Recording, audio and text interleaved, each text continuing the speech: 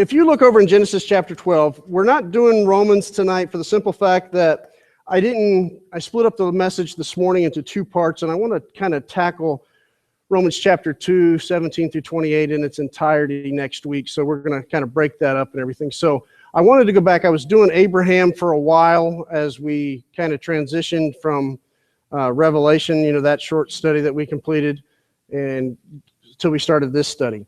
So we see in Romans chapter 12, or excuse me, Revelation, Genesis chapter 12, that we see Abram does what when he goes to Egypt? Does he tell the truth, Rob? Nick, you say no? He doesn't.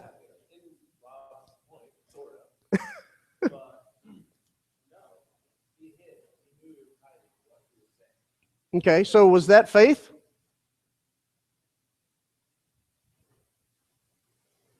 Was that faith? Did Abraham show faith there, Genesis expert? No? But he took action, right? He what? He profited from it. Did it benefit Pharaoh? No. In fact, we see the same kind of consequences that we talk about with Abraham deceiving Pharaoh as we see when David, because of his actions, Nathan says, because you blasphemed, your child's going to die. There's consequences to our actions. We see in chapter 13.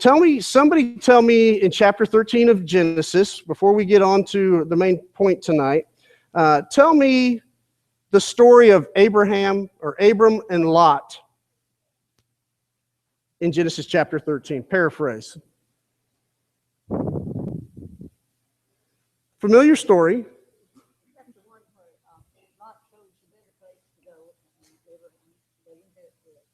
Abraham said, okay, Lot, which place do you want? And Lot chose the better place. Okay. Lee?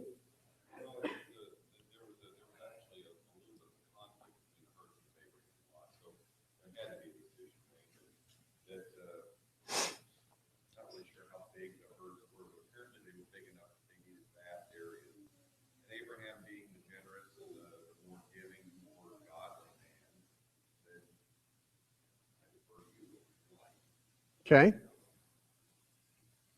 Did he do that in faith? Or just because he didn't want conflict? What do you think?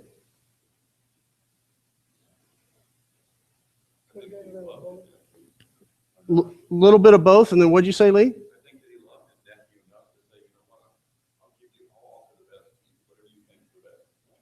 Mm-hmm. You think a little bit of both, Jim? Why?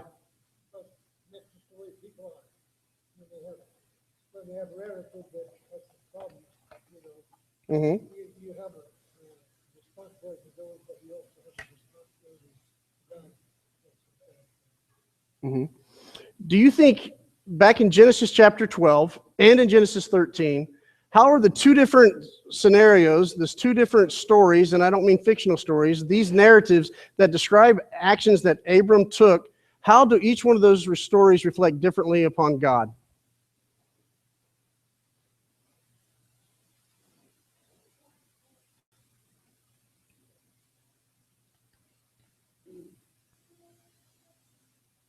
Thoughts? How does Abraham's actions, his faith, or i.e. lack of faith, reflect on God?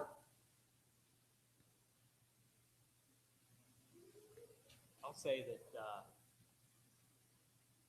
God met Abraham or Abram where he was.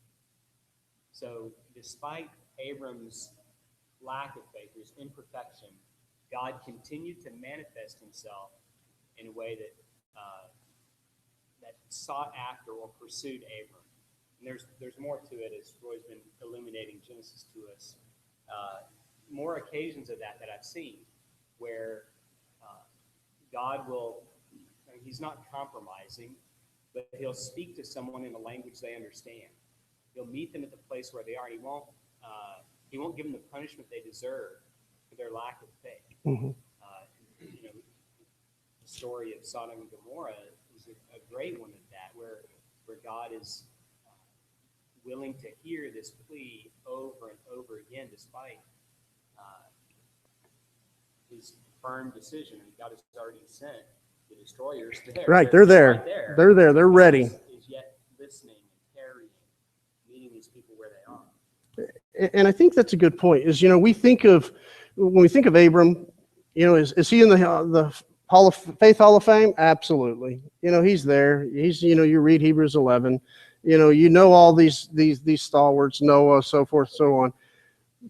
But Abram also had his moments of weakness. Now in Hebrews chapter 11, the author does not focus on any of those weaknesses. He focuses on their faith and how strong it was. But as Mark says, and it's alluded to, even though he didn't have those shining moments in Egypt in chapter 12, God was still there with him. But also, Abram was still available to be used by God. And that's the difficulty, I think, sometimes for us, is that if we have a failure in our life, if we have a struggle in our life, we say, oh man, my faith is weak right now. Okay, your faith is weak. So what? What are you doing to have that active faith? That to me is redundant. Active faith is redundant. Faith is active on its very own. And it's when we say faith, it's not this, oh, okay, let's do this. Brilliant people here. Define faith. I'd say, just to paraphrase, that faith is being sure of what we hope for and certain of what we do not see. Just to paraphrase. I've heard that somewhere. Since you just mentioned Hebrews 11, Mm-hmm. I happen to have that right there. Did you guys hear that? Read that again. Paraphrase that again in Hebrews 11:1. Faith is being sure of what we hope for and certain of what we don't see. And there's a confidence. There is a knowledge. So when you say you have faith in God, it's not, wow, I hope. It's, I know. Andrew, you had your hand up? Yeah, I did. And I think just to build on Mark's point, Do you want to do that? It's God's point. I'm Yeah, gonna- so. There you go. That's right. Because he was just paraphrasing. well, before on the faith part, Yeah. about the character of God. Yes, God was with Abram in chapter 12 and following, but more than just beyond a financial blessing or Right. economic. I wasn't even, go with that. It's great that God's got me, in the Air Force and I'm moving around. That's great, but that's not the destination. And God is going to move Abram, to Canaan. That's no matter what's going on, what kind of junk is going on in our lives. Like God's going to see us through that because He has a specific purpose for our lives. Mhm. And we can choose to go to Tarshish and on the way to Nineveh, or we can go Directly to, But eventually, we're still going to go there. right. And I see from God, He's just so determined, and He makes up His mind to purpose something in our lives, and it's going to happen, and we can, give over to His will, or we can have Him break our will, and we're still going to go. And I think that's key, is to remember, though, it's about witnessing and watching God work in our lives. And realize that, so often, though, I think we just want to sit back and say, okay, God, take care of it. And that's kind of that prosperity gospel that's taught today, whereas we have a responsibility. But God's more concerned for our spiritual well-being than whether we're having a successful military career or something else. Anyone else want to add on? You do? Ethan's adding on. Okay.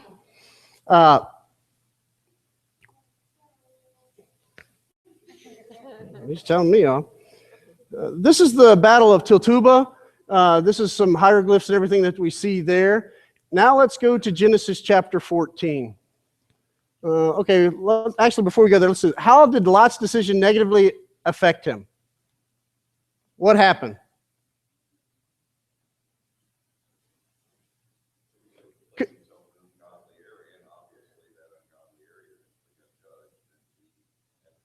Right, and that's where we go, though. We often go from Lot making the decision to what? Sodom and Gomorrah and the destruction. What takes place before that?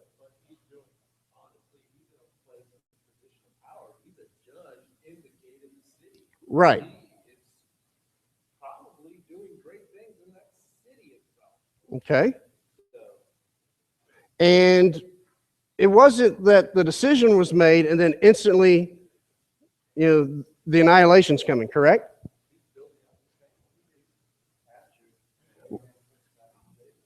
Yeah, and that's where we're going to go is Abraham in chapter 14, and Roy's going to read all of those kings' names for us. And I just thank you, Roy, for your, through Mark. Mark has volunteered to read that. Awesome. How do Abram's actions in this passage differ from the actions in Genesis 12, 10 through 20? That's for coming up in 14. I want you to think about that as you read what Abram does in chapter 14 as opposed to his bending of the truth, maybe Rob would say, as far as describing Sarai to Pharaoh. So we'll see that. Seriously, can I get somebody to read Genesis chapter 14? There's 24 verses. Let's split it up in threes. Come on. David? Lydia, you read first. Go 1 through 8. David? 9 through 16. Bill? 17 through 24. They're going to be reading out of Genesis chapter 14, and just stand back and listen to Lydia roll those names just right off, one after another. At this time, Amraphel, king of Shinar, Anak, king of Elsar, Kedorlaomer, king of Elam, and Sidon, king of Goan, went to war against Bera, king of Sodom, Bershah, king of Gomorrah, Shinan, king of Admah, Shember, king of Zeboim, and the king of Bela, and Zoah. And all these latter kings joined forces in the valley of Siddim, the Salt Sea. For 12 years they had been subject to Kedorlaomer, but in the 13th year they rebelled. In the 14th year, Kedorlaomer and the kings allied with him went out and defeated the Rephaites and Ashtaroth and Gibeah, and the Meunites and the Emites and Kiriathaim, and the Horites in the hill country of Seir, as far as El Paran, near together. Then they turned back and went to En-Mishpat, that is Kadesh. And they conquered the whole territory of the Amalekites, as well as the Amorites who were living in Heshbon, Tamar. Then the king of Sodom and the king of Gomorrah, the king of Admah, and the king of Zeboim, and the king of Bela said to Zoar, marched out and drew up their battle lines in the valley of Siddim. Thank you. Against Kedorlaomer, king of Elam, titled king of nations, Amraphel, king of Shinar, and Arioch, king of Elasar, 4 kings against 5. Now the valley of Siddim was full of asphalt pits, and the kings of Sodom and Gomorrah fled. Some fell there, and the remainder fled to the mountains. Then they took all the goods of Sodom and Gomorrah, and all their provisions, and went their way. They also took Lot, Abram's brother's son, who dwelt in Sodom, and his goods, and departed. Then one who had escaped came and told Abram the Hebrew, for he dwelt by the terebinth trees of Mamre the Amorite, brother of Eshcol and brother of Aner, and they were all allies with Abram. Now when Abram heard that his brother was taken captive, he armed his 318 trained servants, who were born in his own house, and went in pursuit as far as Dan. He divided his forces against them by night, and he and his servants attacked them and pursued them as far as Hobah, which is north of Damascus. So he brought back all the goods, and also brought back his brother Lot and his goods, as well as the women and the people. And the king of Sodom went out to meet him at the valley of Shaveh, that is, the king's valley, after his return from the defeat of Kedorlaomer and the kings who were with him. Verse 18. And Melchizedek, king of Salem, brought out bread and wine, and he was a priest of God Most High. He blessed him and said, blessed be Abram, God Most High, possessor of heaven, and blessed be God Most High, who has delivered your enemies into your hand. He gave him the tenth of all. The king of Sodom said to Abram, give the people to me and take the goods of this land. Abram said to the king of Sodom, I have sworn to the Lord God Most High, possessor of heaven and earth, that I will not take a thread or a sandal from anything of yours, for fear you would say, I have made Abram rich. I will take nothing except I will let one man that he can share of the men who went with me. Aner, Eshcol, and Mamre, let them take their share. Okay, so we see up here that Abram went after him. Abram pursues the kings. The kings that in verse 5, the 5 kings against 4, and they go to attack. these kings, I'm going to read them just so I don't get them all messed up. The Rephaim, the Suzim, and the Emims were known as giant clans. Were referenced to even being, some say, men of huge stature, so they were defeated. Abram took 318 men, born in his own household. So just looking at, as you made reference to in chapter 13, as far as the number of herd, that's a lot in a household. There's probably a lot of herd in there. 318 men going after these trained soldiers. Why does Abram go after these kings to rescue? David's version says brother. The NASB says relative. Why does he go after to rescue Lot? And do we see anything of where he is going to God first before his action?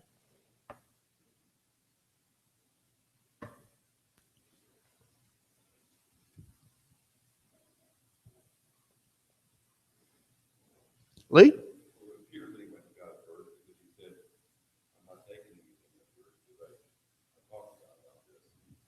I don't want to ever claim to be rich by you. Mm-hmm. And he said that he was being pursued because of his relative. So the reason was behind he was absolutely free Lot and consequently freed everyone else. They don't say how big the army was. 300 plus men took down this freaking army. Yeah, that we're destroying these giant clans. Right. Yeah. So, I mean, I think there was some direction from God that we're not privy to. And the reasoning was, he wanted to save his relative again, going back to life. Like he had a great connection with that.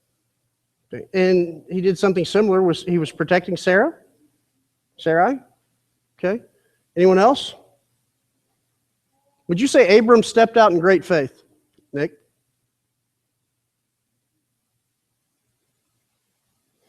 Andrew? So I just struggle because to me, Lot's Lane is supposed to be there in the first place. I mean, when God tells him to leave his family, it's several places after he leaves Ur, it says, and Lot was with him. Yeah. And Lot was with him. I mean, Yeah, he's a tag along. times. Yeah. And so there's this, yeah. And then that's the first point. And the second is that, you go back to the previous chapter when they're dividing up the land. It says that he looked at Lot looked at the land. Saw that it was good. It was well watered, like the land of Egypt. Mm-hmm. Egypt is not that's not really a good point of reference. Or not fit on my application. Oh, it's just like Egypt.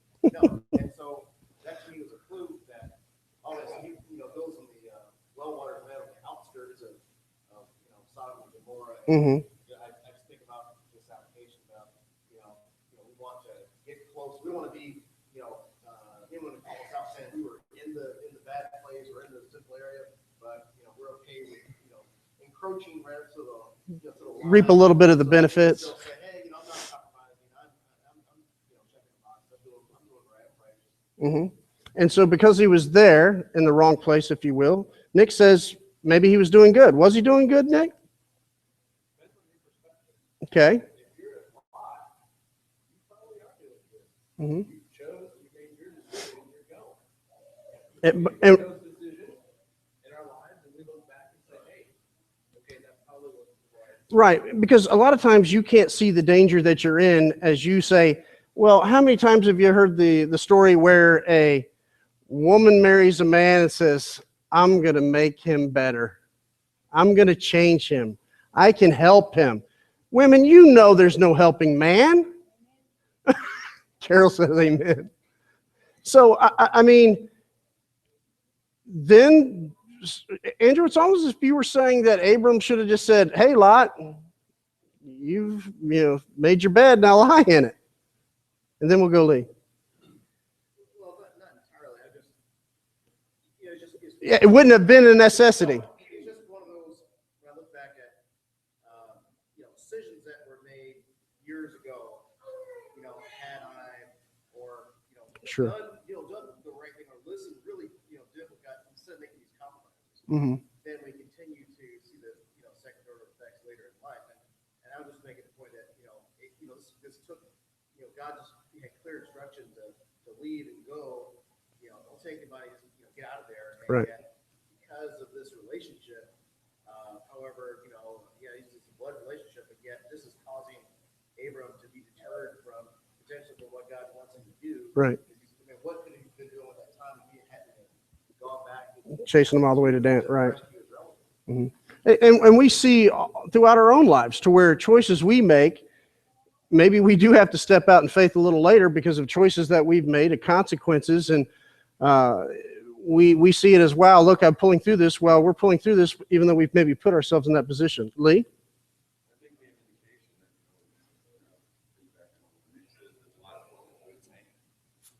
When we see Abraham petitioning God, and he's kind of negotiating with him as to the fate of the individuals involved. And he's going down the list, the lesser and lesser and lesser number.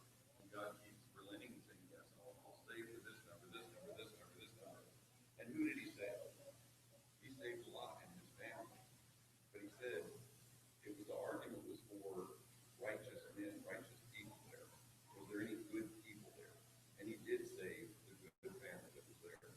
So I think, what Nick says, there's some credibility to that. He had to have been, by very nature, doing good things because he was a good person by nature. Didn't mean that he always made the best choice as far as his family and stuff, but, Miss Johnny? I think that down about Acts 17, where God knows what people are going to do. God knows what people are going to do. Acts chapter 17, absolutely. And, it's all planned out. All planned out. And John, and then, actually, Genesis 12 is maybe a special promise to Abraham. Right, and we see that promise starting to be fulfilled here through Melchizedek, where he gives and they give back. So when we'll get to this in a little bit. When we talk about having faith and we look at these men of faith in the Bible and women of faith in the Bible, do you feel your faith pales in comparison? Hey, I took an army of 318 out, or, well, I stepped out in faith and I moved across the street, to try something. Do you ever look at it that light, in that light, or how do you perceive today, or give an example of how you stepped out in faith, or the opportunity to step out in faith, and how did you respond to that?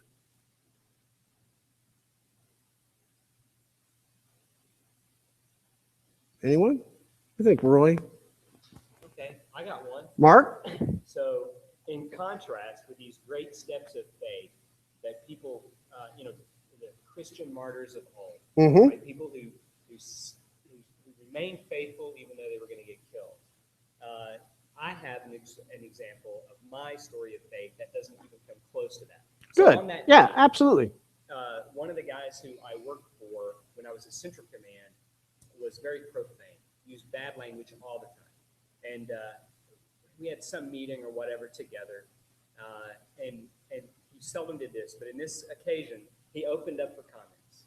And he said, F this and that and all these things. And he said, oh, by the way, I'm using all this bad language. Does that bother anybody?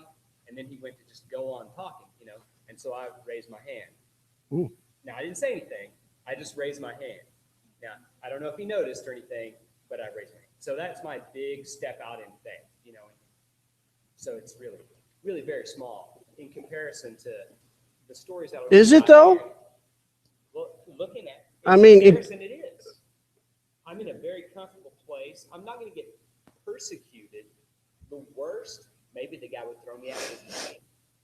And how is that a bad thing? Getting thrown out of any meeting is usually a good thing, especially military meetings. So what do you guys think?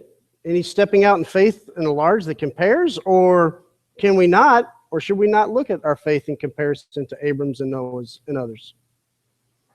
What's the benefit? What's the downside?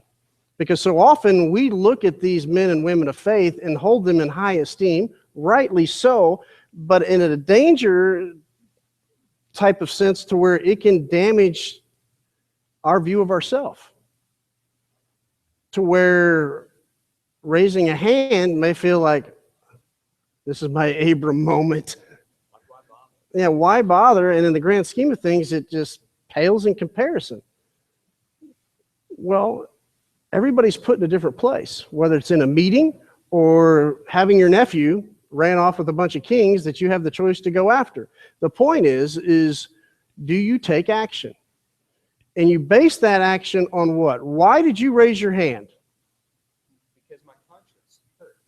Okay. When I heard him speak, it was offensive to me. Mm-hmm. Not because of, it made me feel bad or whatever because of what I think, but because of his profanity, because he was profaning and, not just using foul language, Right. but he would often take God's name in vain. And that's a sensitive topic with God. And so that makes it a sensitive topic with me. Mm-hmm. So I have a friend who uses profanity all the time. He's very careful not to swear, never takes the Lord's name in vain. I wouldn't raise my hand to him. I would say, you should probably speak, maybe less profanely, Mm-hmm. but you're not profaning the name of God, you're profaning the name of people. Okay. Jim, you stepped out in faith a long time ago when you quit that band. Would you say that? Or not?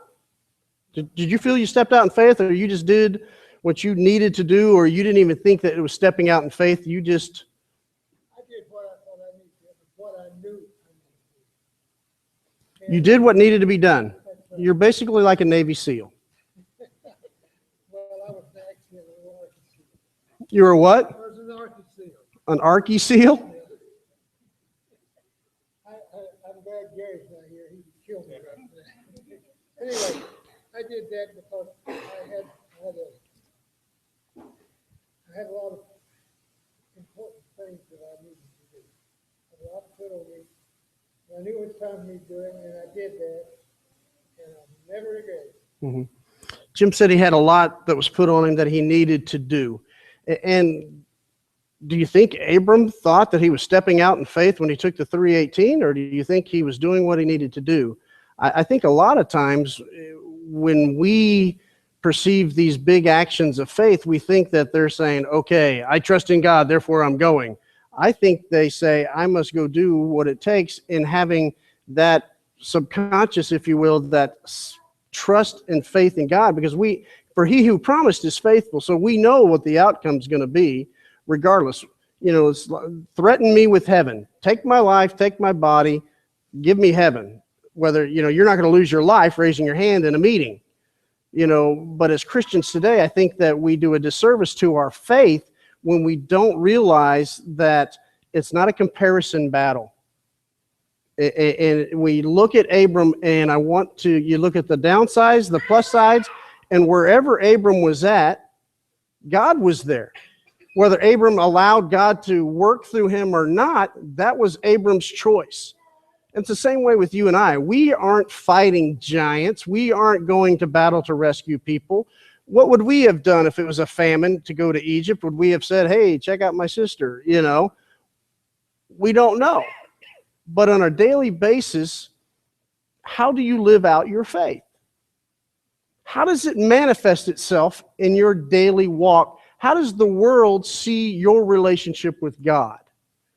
Does it see it as one of convenience, to where you don't raise your hand in a meeting if you're offended? You sit there at the water cooler and continue to listen to the profane and the vulgar joke? Or do you step away and say, well, I don't want to stir the boat, so I just step away? Or do you say, hey, that offends me, Jim. Can you please not talk that way? I'm not saying Jim's doing it, but that's just an example. So that we live out our 11 verse 1 of Hebrews. Do you have that? I'm sure it's in here somewhere. It's probably towards the end. Read that again. You got one more example, Diamond Jim? Yeah. You got 11 seconds. Go. No, I can't do it in another second. I'll give you 13. When I first rededicated my life, I was a very quiet individual. Very what? You were a very quiet individual. You were a very what? Quiet individual. Okay, somebody's yanking my leg now. I'd always stand back by the water cooler because I was afraid I would say something that I shouldn't. Because you were afraid you were going to cuss or offend somebody. That's exactly Right, I remember. One day, Ray Allen came up to me and he said, Jim, he said, with your personality, I didn't even know I had a personality. He said, with your personality, you would be good in personal evangelism. 2 months later, he said, Jim, He said, I have got a study tomorrow, Monday morning, Monday afternoon, and at 7 o'clock, I'm gonna come and pick you up. He didn't say, can I do it? Yep. And I said to So you went from myself, shy to Diamond Jim. I said, I'm not, I thought to myself, I'm not going to come. And then I got thinking, those people are just like me. I don't know about that, Jim. But right, you stepped out, you went outside of your comfort zone. In my faith that I could do that. And absolutely, the next month he came up and he said, Jim, I got that study and you're going to take it. And mercy. Mm-hmm. I didn't know how to do a study, Mm-hmm. but I did. And people were like that. And it's stepping out of faith is not just raising a hand or going into a Bible study or going into battle against 318. It's different for everybody else. Read 11:1, please, for me again. Now, faith is being sure of what we hope for and certain of what we do not see. Certain of what we do not see. What is that? What are we certain of that we do not see?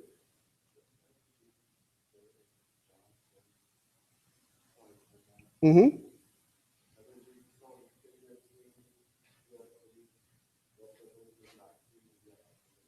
John 20:29. Easier to see something to believe it? Today's day and age, you can watch a movie and think that we're being invaded by space aliens and it looks real because, we've all seen real space aliens. We know what they look like. But it's, anything can fool us today. But I want us to understand, too, that, when we talk about faith and that certainty or that confidence in what we don't see, it's almost, when we talk about faith, that there's the wishfulness behind it. I don't know that there's a God, but I'm going to believe that anyway. I believe that there's a God even though I don't see any evidence of it.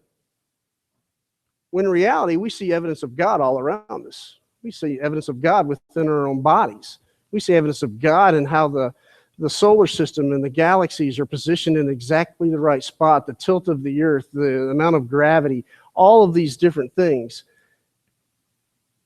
And there we are. And we're like, we're nothing. We don't have great faith like Abram or Noah or Daniel. And I think that we need to understand that our faith walk is just that. It's your faith walk. It's your journey. It's your relationship with God. Don't compare it to, the super courageous Mark who raises his hand in a meeting, or Jim who steps out from behind the water cooler and just starts, preaching on the corner. It's your relationship with God and how your faith manifests itself. Because faith isn't something that just sits inside of you. Faith is that confidence, that assurance of things unseen that just propels you to take action. Whatever it is, whether it's a Bible study with somebody you don't know, whether it's talking to the young single mom in a grocery line to invite her to church, it manifests itself in a different way. Mark, then Johnny. You had your hand up, correct? Yes, I did. You mentioned before, and I appreciated it, the idea that we don't compare ourselves, not comparative. And I think of the parable of the talents, the servants who are given stuff. And so, if you're a member of the Church of Christ in the mid-50s, okay, in this country, okay, so I don't know about in this region, but I know in the Bible Belt where I was from, you were in the majority. And you would just march along with everybody. And so it might not have been very difficult to follow. But think about, maybe, and I'm not a guy who's going to prophesy what's going to be like in 20 years in this country, but maybe it'll be a more heathen place. And so then what would it be like to be a Christian at Bellevue in the year 2040 or 2050 as opposed to the 1950s? And it might be just like it was in the first century. So today, maybe we're just given one talent, just one small amount that we have to go find a way to use. Whereas our ministry of faith in another era, in another time, might be one where we're given 5 talents. We're given the opportunity to do great, magnificent things that are, just life risking. I mean, I don't want to say that that's the true measure of faith, but I mean, because some of these people who received their loved ones back from the dead, how does that, how's that a measure of my faith that Jesus healed someone and brought them back to me? How's that a measure of my faith? Well, I was there and I received them back. So I kind of feel sometimes like I'm cheating God by not being the person who's like the Joel Osteen, I'm on TV talking, or I'm not the person who's being martyred in a place where if you proclaim the name of Christ, you run the risk of being imprisoned, or perhaps being killed. And we talk about how in America today that the church and Christianity is under persecution, and I understand the hyperbole that goes with that to some extent. But I think that there may be some, prophetic utterances from Mark here in the future. That may be more of the case in a physical type of thing coming down the road. We don't know. But I also believe that persecution will prune the dead branches from the vine, and that the church and those who truly are convicted in their faith and certain will, when the persecution comes, they will be holding fast. Those who just want to have their ears tickled and want to, be a part of, a happy-go-lucky social group on Sundays and Wednesdays, well, if it starts to really heat up in a physical type of persecution, I think that you're going to see some of those people leave, but I also think, just as we saw in the first century, you're going to see those clamoring to have a relationship with God. Because what is it about this guy, Bill Chancellor, back here, that when they start beating him and everything like that, he doesn't deny God? There's something going on there, because people will not die for a lunatic or a liar. Miss Johnny? Because of your vision? What do you mean? Mm-hmm. Okay. God is with you. Mm-hmm. Mm-hmm. Yeah, and part of that relationship in our faith is that understanding that we do need him. In today's world, we are isolationists where we think we can handle it all ourselves. And I say that speaking to Jeff, I can do it all. I can handle that, rather than saying, okay, wow, this may be a tool that Satan's using to boost my ego, to tear me down, rather than say, hey, you need to humble yourself and realize that, Diamond Jim can, fix the computer network or something. Andrew, you had your hand up, or were you just contemplating? You look very deep in thought. Would you like to share your wheels with us? Sure. Okay. Just on the concept of faith, sometimes we get in the mindset that faith is something that I can go into my garage and grab a couple pieces of scrap wood together and just kind of work on it, tinker it, and I can come out with this faith. Oh, I still but look what I created. I got this faith, and we know that the faith comes from hearing the word of God. Romans 10:17. Mm-hmm. So having that relationship, when you look at Abraham, we also compare Abram and Noah. Well, they heard God's voice. I mean, God was speaking to them, and the ground trembled and all that. You saw angels. So we don't have that, but we've got the word, and the more I'm in the word, then the more my faith increases, because I have that vision and I can see that light, and it makes sense about not forsaking the assembly, and I can see the benefits of that once I read the scripture. But then I have to take my fear, because a lot of this world is fear-driven. And so fear is like the antithesis of faith. And so whenever I can put my fear aside and I can fully access to faith and all this Bible I've been reading, and I can act and execute. And I think about when I was in Montana, they used to teach these kids how to ski when kids like 3 years old, and they're going on these blue trails, and they're just cute. And I'm like, in my 20s, and I'm scared to death. And these kids are like, "Ooh, let's go," and they're not thinking about kids are stupid. No, I'm joking. Yeah, they're clueless.